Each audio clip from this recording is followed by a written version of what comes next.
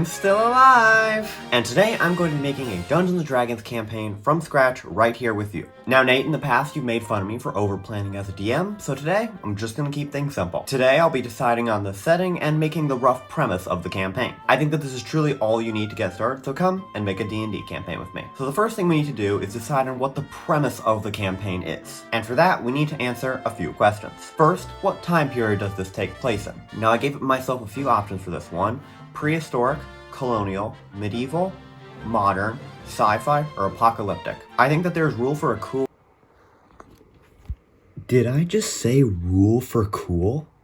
I think that there's rule for a cool campaign in all of these, and so, since I'm not creative, I just threw them all on a wheel and let it decide for me.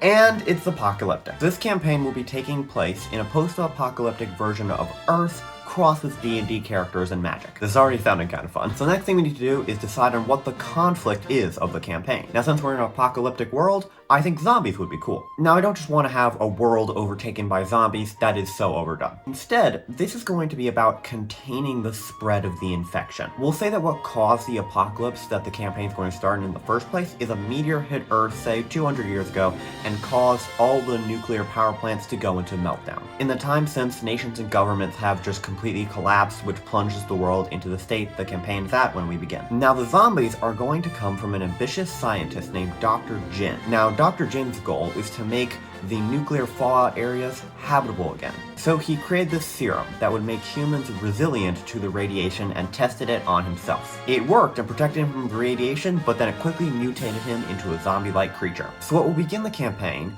is the players will be called forth and recruited by a guild that knew about Dr. Jin and is looking for him in the ruins of a power plant. When the players go to look for him, they'll find out that other search parties who went there have been turned into zombies. And I think that's good for a premise. From there, I can't really control what the players do, so I'm just gonna leave it there. Now for where this takes place, I pulled up a map of where all the nuclear power plants are across America, and Illinois has quite a few, so we're gonna say the players start in what remains of the city of Chicago. Now, there's obviously so much more to planning a D&D campaign, but I think that this is really all you need just to get started. A lot of other stuff you can truly just improvise. I might add to this in the future, but for now, feel free to steal this. Anyway, time for the question of the week, Nate. What 7 competitions do you think that you can beat me in? There's definitely no particular reason why I'm asking this question. Nate, I'll see you in a few minutes.